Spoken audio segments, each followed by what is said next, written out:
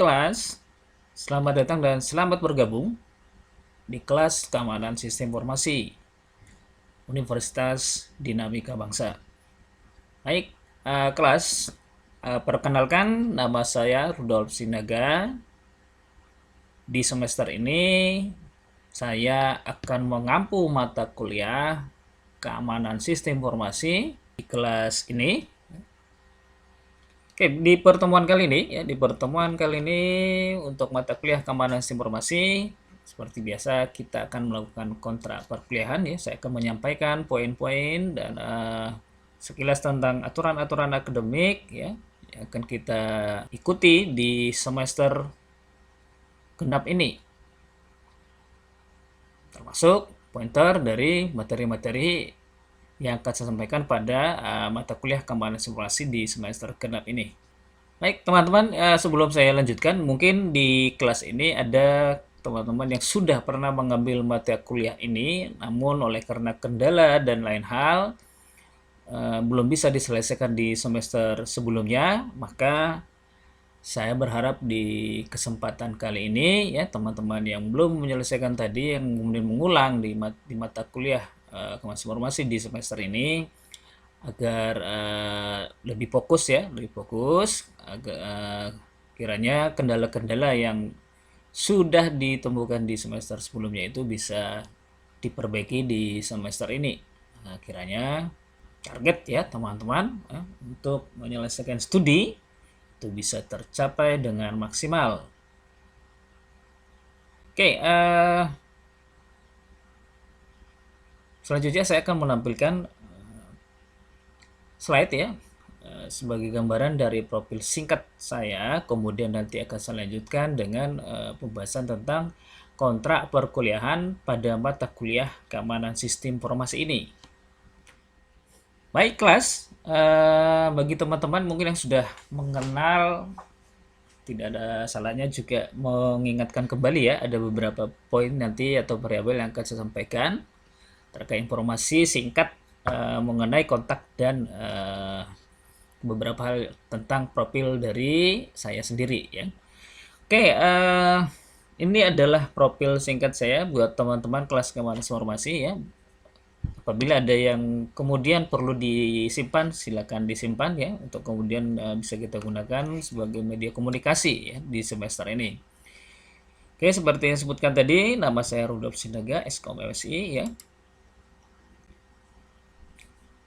Oke, ini ada 4 variabel yang saya tampilkan ya. Silakan teman-teman kelas Keamanan Informasi apabila ada variabel tersebut yang kemudian dirasa penting, silakan dicatat ya, atau saya wajibkan saja yang mencatat ya. Data-data terutama untuk nomor kontak mungkin ya, kemudian alamat email ya yang akan kita gunakan nanti selanjutnya berkomunikasi di perkuliahan di semester genap ini.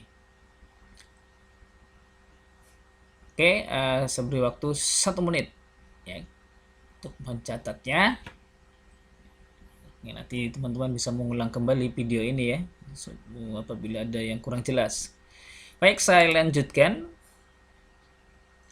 Jika ada pertanyaan tentang profil tersebut, teman-teman masih bisa mendiskusikan ya di kelas virtual kita ini. Kolom diskusi ya, silakan menanyakan apa yang perlu terkait dengan profil yang saya sampaikan tersebut. Oke, kemudian langsung saja saya lanjutkan ya, saya lanjutkan dengan kontrak perkuliahan ya. Oke, perkenalan singkatnya saya cukupkan dulu.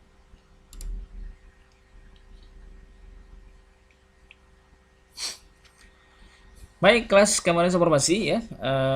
Di pertemuan kali ini saya berharap ya teman-teman juga saya mengingatkan kembali bagaimana keadaan saat sekarang ya yang kita jalani atau kita hadapi saat ini di masa pandemi ini. Saya berharap dan saya sangat menekankan kepada teman-teman seluruhnya dimanapun berada saat ini ya, baik di rumah maupun di lingkungan sekitar, agar tetap memperhatikan protokol kesehatan ya, agar tetap menjalankan prokes yang baik ya, demi meminimalisir terjangkitnya atau meminimalisir penyebaran virus COVID-19 ini. Tetap jaga kesehatan, jaga stamina ya, itu yang penting. Bahwa meskipun ini perkuliahan daring bukan berarti teman-teman menurunkan ya, intensitas pembelajaran yang kita lakukan, tapi justru harus semakin semangat ya. Oke, baik, bagi teman-teman, saya mau ulangi, bagi teman-teman yang sudah pernah mengontrak mata kuliah ini, saya mengingatkan kembali agar di semester ini ya, agar semester ini teman-teman bisa membagi waktu, mengatur bagaimana supaya perkuliahan ini bisa berjalan dengan lancar. Oke, kontrak perkuliahan ya sebutkan di awal bahwa di semester ini saya akan mengampu mata kuliah keamanan sistem informasi ya. Mata kuliah keamanan sistem informasi ini atau KSI ini beban SKS-nya adalah 3 SKS.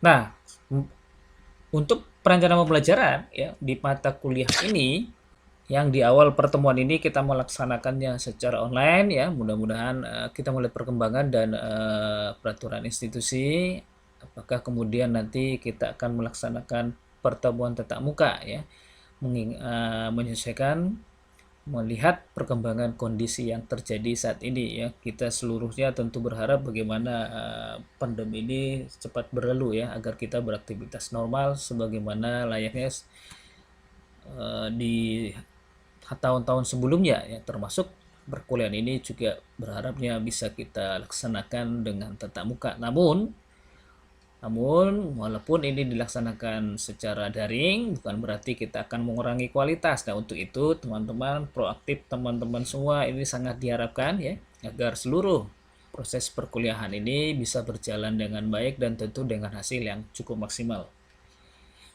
Nah, sebelum saya masuk ke kebijakan-kebijakan pembelajaran semester ini, saya menjelaskan dulu deskripsi mata kuliah untuk keamanan informasi ini adalah mata kuliah ini mata kuliah yang membahas tentang bagaimana pengertian keamanan ya secara umum, kemudian pengamanan sistem, pengertian keamanan sistem, lalu apa yang dimaksud dengan evaluasi keamanan sistem, apa yang akan dilakukan pada saat mengevaluasi keamanan sistem, mengamankan sistem informasi, kemudian mengamankan email, mengamankan web, kemudian membahas tentang bagaimana eksploitasi keamanan sistem terutama di zaman sekarang yang era internet dan era big data ini. Kemudian cyber law seperti apa ya. Jangan sampai teman-teman ya di zaman di era ini, di era internet ini, di era yang disebut dengan era tanpa batas ini bukan berarti kita tidak ada aturan ya, meskipun kita pelaksanaannya secara daring. Nah, oleh karena itu kita perlu memahami tentang cyber law. Lalu bagaimana tentang keamanan sistem wireless secara umum yang nanti kita bahaskan di materi perkuliahan keamanan sistem informasi ini. Nah, inilah deskripsi singkat dari mata kuliah keamanan sistem informasi. Nah, tentu ada tujuan mata kuliah. Bagaimana kemudian mata kuliah KS ini dimasukkan dalam kurikulum ya perkuliahan kita, terutama di program studi sistem informasi. Tujuannya adalah bagaimana mahasiswa memiliki kompetensi ya tentang keamanan sistem. Nah, teman-teman, saya ulangi, saya garis bawahi tentang yang disebut dengan kompetensi ya. Tidak hanya sekedar pengetahuan, tapi bagaimana teman-teman juga dituntut untuk memiliki kompetensi ya, kemampuan tentang keamanan sistem, evaluasi keamanan sistem, bagaimana mengamankan sistem informasi, mengamankan email, mengamankan web, bagaimana memahami tentang eksploitasi keamanan sistem, memahami cyber law, kemudian keamanan sistem wireless. Nah, tentu dari tujuan mata kuliah ini ada standar ya. Standar inilah yang akan kemudian menjadi pedoman kita untuk memahami tujuan atau untuk mencapai dari tujuan mata kuliah tersebut ya. Standar kompetensinya tentu bagaimana mahasiswa mampu mengamankan data ya, mengamankan informasi ya, bahkan bisa mengamankan infrastruktur sistem. Itu standar kompetensinya ya, mudah-mudahan standar kompetensi ini bisa kita capai di semester ini. Untuk itu ya, saya sangat membutuhkan kerjasama dari teman-teman semua kelas keamanan informasi agar standar kompetensi ini bisa kita penuhi. Nah, dalam melaksanakan standar kompetensi ini tentu di samping kita menjalankan aturan yang sudah diterapkan institusi, bagaimana cara perkuliahan baik offline maupun online, tentu ada beberapa penilaian nanti ya. Ada beberapa penilaian yang kemudian itu menjadi bagian dari standar kompetensi yang saya sebutkan tadi ya.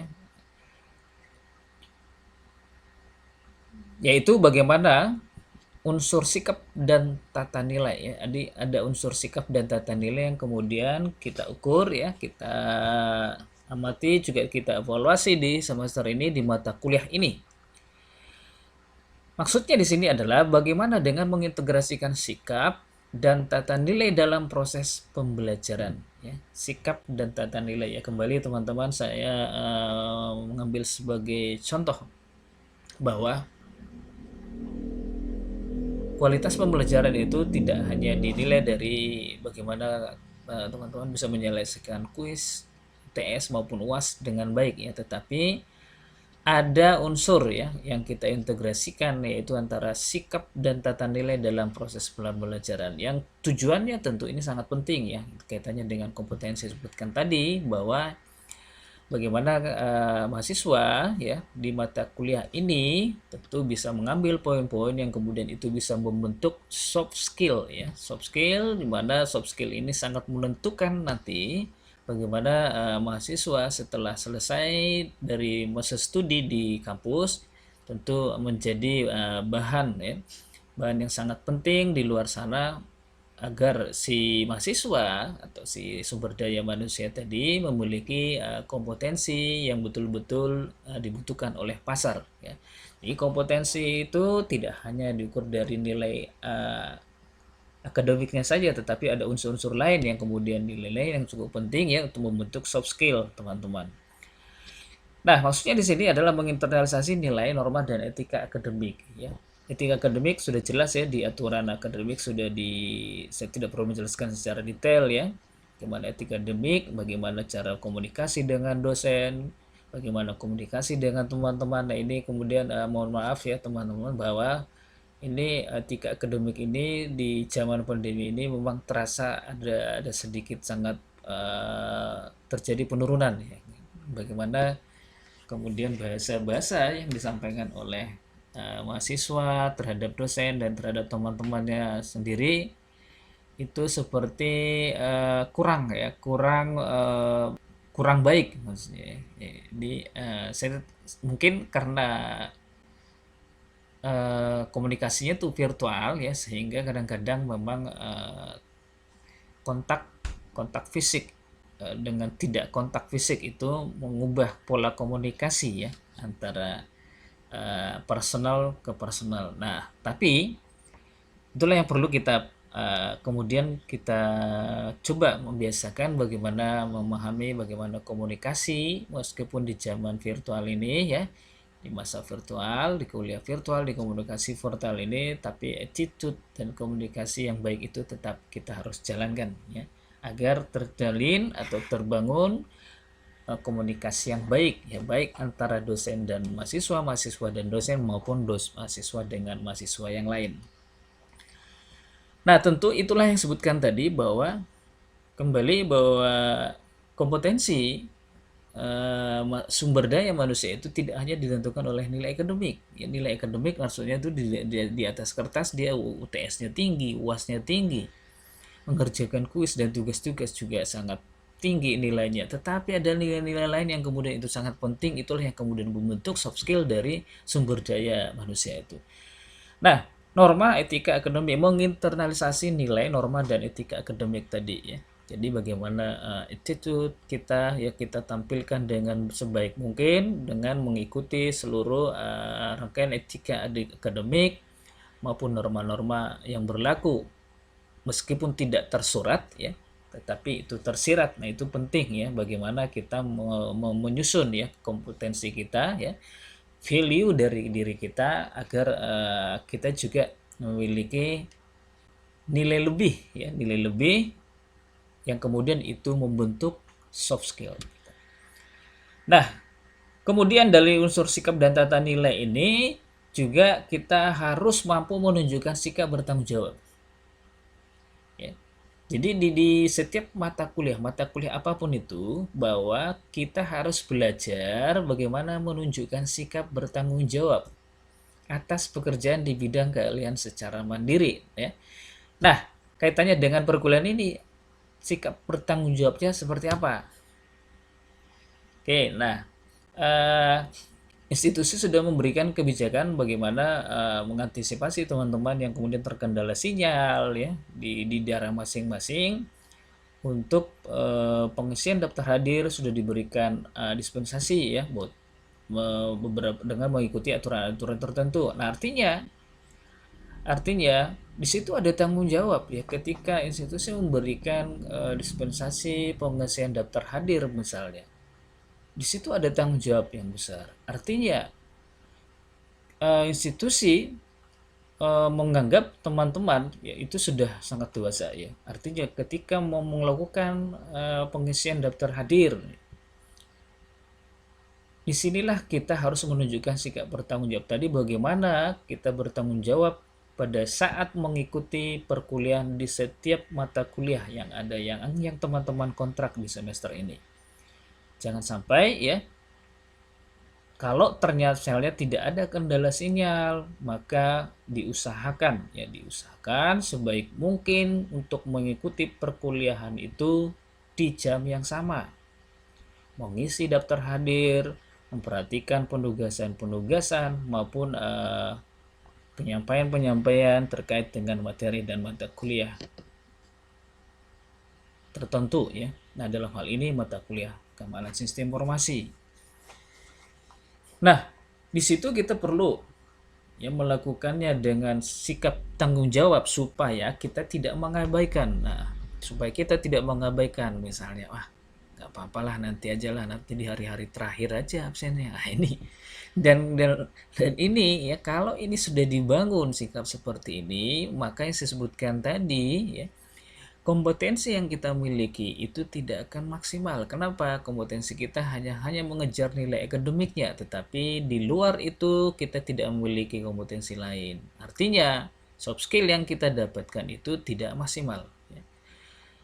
Nah, pengelolaan tanggung jawab ini baik juga terkait dengan bagaimana penugasan, kemudian bagaimana diskusi yang disampaikan di setiap pertemuan itu bisa dilaksanakan, bisa diikuti dengan baik ya, meskipun tadi yang sebutkan ada kendala sinyal ya.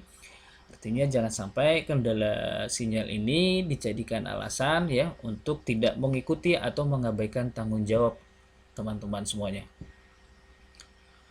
Kemudian dalam unsur sikap dan tata nilai ini ya, kita harus memiliki tata nilai atau core value ya, agar lulusan hidup harmonis di masyarakat dan lingkungan kerja. Itu yang sebutkan tadi ya. Kalau kita hanya mengejar nilai akademiknya ya, UTS-nya, kuisnya, UAS-nya, tapi kita mengabaikan ada yang sebutkan tadi, ada unsur sikap dan tata nilai integrasi tadi, maka kita tidak akan memiliki cukup kompetensi ya, yang kemudian bisa membawa kita, menentukan kita nanti bisa hidup harmonis di luar kampus ya.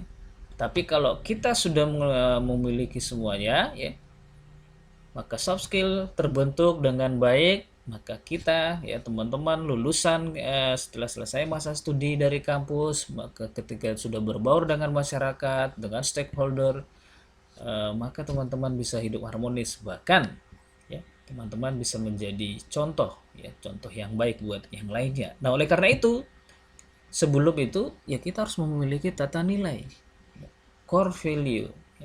Core itu pengikat. Bagaimana yang sebutkan di nilai akademik dan non akademik atau soft skill tadi ya, itu bisa seimbang ya antara ESG, AIQ, ESG-nya itu seimbang ya, supaya teman-teman di lingkungan luar atau di dunia kerja atau bahkan di lingkungan kerja itu bisa harmonis ya. Harmonis dalam arti kata di sini ya, bisa menjalankan penugasan dengan baik, dengan pola pikir yang baik, sehingga apa yang teman-teman lakukan itu bisa diterima oleh lingkungan kerja maupun masyarakat dengan baik juga. Oke, metode pembelajarannya ya, yang kalau kita tatap muka itu menggunakan SCL Student Centered Learning, namun di pembelajaran daring ini berdasarkan petunjuk dari Kementerian Pendidikan dan Kebudayaan bahwa kita akan menggunakan semi ya, itu yang disebut dengan istilah blended learning ya, bagaimana kemudian nanti penugasan-penugasan yang saya sampaikan ya itu kita bisa diskusikan di kelas virtual ini ya, apa yang kurang jelas kemudian masa praktek ya, masa praktek juga nanti akan kita sampaikan melalui kelas virtual ini dengan berbagai kasus, studi kasus yang kemudian itu nanti bisa membantu teman-teman untuk memahami apa yang dimaksud dengan materi yang akan disampaikan kemudian.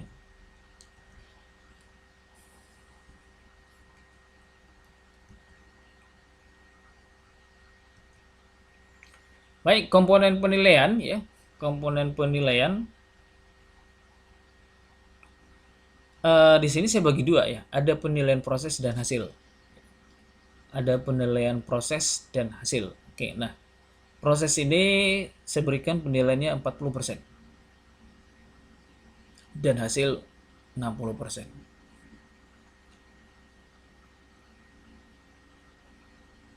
Artinya bahwa teman-teman bisa melihat bagaimana proses itu juga penting ya, tidak hanya hasilnya. Karena hasil kalau kita berorientasi hasil saja, kadang-kadang kita mengabaikan proses ya. Yang penting hasilnya baik ya. Haram halalkan. Wah, ini yang luar biasa ya. Itu yang tidak bagus ya. Artinya proses penting ya.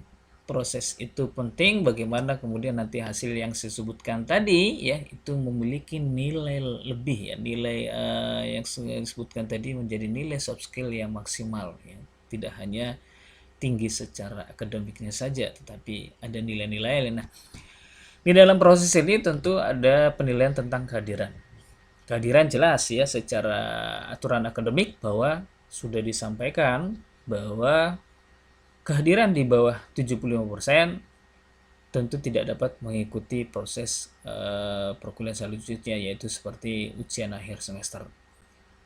Yang sudah bahasa dipastikan, kalau teman-teman tidak mengikuti komponen tersebut, ya kemungkinan lulusnya sangat minimal, ya, sangat minim. Ya. Oleh karena itu kehadiran perlu perhatikan ya, meskipun kehadiran yang dimaksud di sini nanti ya kita tetap melaksanakannya secara daring, maka kehadiran itu penting ya. Jangan mengatasnamakan misalnya gangguan sinyal kemudian teman-teman jadi tidak mau aktif dalam perkuliahan ini. Kemudian ada interpersonal skill dan intrapersonal skill ya. Ini kalau tatap muka ya, kalau tatap muka ini akan saya membagikan formulir ini. Formulir di setiap pertemuan akan saya bagikan, baik teman-teman yang ingin bertanya, yang menyampaikan tanggapan atau memberikan masukan, ini saya nilai. Ya, bagaimana teman-teman proaktifnya belajar bagaimana memahami materi, fokus terhadap materi, yang kemudian itu bisa membantu teman-teman tadi untuk membangun soft skill tadi yang saya sebutkan tadi. Nah, ini penting. Kemudian tugas dan kuis ya. Nah, tugas dan kuis ini saya ulangi lagi tadi, kembali kepada yang sebutkan tadi, sikap bertanggung jawab tadi ya. Tugas itu, apapun tugas yang disampaikan itu harus dikerjakan dengan baik. Jadi tidak asal. Ini selama ini mohon maaf, ini ada beberapa mahasiswa itu kalau diberikan tugas yang penting kadang-kadang nggak tahu apa yang dikirim. Nah, ini sudah mengabaikan sikap bertanggung jawab yang disebutkan tadi ya. Yang penting ngirim, masalah apa isinya nggak penting. Nah, ini yang tidak boleh dilakukan. Nah, itu sudah mengabaikan sikap tanggung jawab tadi. Nah, kalau itu dilanjutkan terus, maka bisa saya pastikan bahwa teman-teman nanti di luar sana itu akan seperti itu ya. di dalam lingkungan pekerjaan, di tengah-tengah masyarakat, nanti jadi ya itu akan terbawa-bawa ya. Nah, akan terbawa-bawa bagaimana ya kemudian teman melakukan sesuatu itu tidak ada nilai ya. Yang penting melakukan. Itu tidak bagus ya. Bagaimana kita ya orang-orang akademis ini ya harus lebih menunjukkan bahwa sikap kita itu memang sikap yang bertanggung jawab ya. Agar agar penilaian orang terhadap kita dan terhadap kinerja kita itu juga bisa baik ya, tidak hanya sekedar eh, rajin, disebut rajin tapi tidak ada nilai dari hasil pekerjaan yang dilakukan, termasuk pelaksanaan kuis ini. Kembali ya teman-teman, saya ingatkan bahwa eh, ini sering sekali terjadi mahasiswa mengenai, Pak, kuisnya kok nggak pernah dikasih tahu dulu, kok tiba-tiba kuis. Kalau tiba-tiba disampaikan, ya harus dijalankan. Dari kuis ini bukan hanya sekedar bagaimana dosen mau mengambil nilai, tidak ya, tetapi mengevaluasi sebenarnya sejauh mana kemudian teman-teman memahami materi yang sudah disampaikan di saat itu ataupun di pertemuan-pertemuan sebelumnya, untuk kemudian mengevaluasi apalagi yang perlu ditekankan dan harus diulang kembali. Nah, di penilaian hasil itu ada penilaian UTS dan UAS ya. Kemudian nanti di tugas tadi kita akan di pertemuan keberapa nanti akan saya sampaikan, itu akan ada penugasan kelompok ya untuk kita diskusikan kemudian dipresentasikan di pertemuan berikutnya ya sebagai tugas akhir. Kemudian di penilaian hasil ini ada UTS dan UAS ya, persentasinya 60% ya. Artinya kalau teman-teman itu UTS dan UAS itu 100-100, nilainya baru 6 ya. Jadi mohon untuk memperhatikan proses ya, agar teman-teman juga nanti nilainya juga maksimal ya, nilai akademik, dan tentu juga ada harapan lain di situ bahwa unsur soft skill itu bisa terbangun ya. Tidak hanya untuk mata kuliah ini ya, tidak untuk mata kuliah ini, dengan mata kuliah yang juga demikian. Baik, norma akademik ini tidak perlu saya jelaskan secara rinci lagi ya, di sini sudah mengulang-ulang ini setiap semester sudah disampaikan, bahkan dari akademik juga ini sudah disampaikan bahwa yang pertama tentang kehadiran minimal 75% ya. Nah, di luar yang saya sampaikan di sini aturan-aturan ini ya, tentu ini ada beberapa, ini aturan ini juga berlaku di saat tatap muka misalnya. Di luar ini norma akademik lain yaitu ya di selama pembelajaran daring ini, itu tadi sampaikan ya teman-teman, untuk menyampaikan pertanyaan ataupun tanggapan ataupun diskusi agar disampaikan dengan bahasa-bahasa yang baik ya, agar terjalin komunikasi yang baik, tidak hanya untuk dosennya, juga untuk teman-teman ya, satu kelompok maupun satu kelas ya.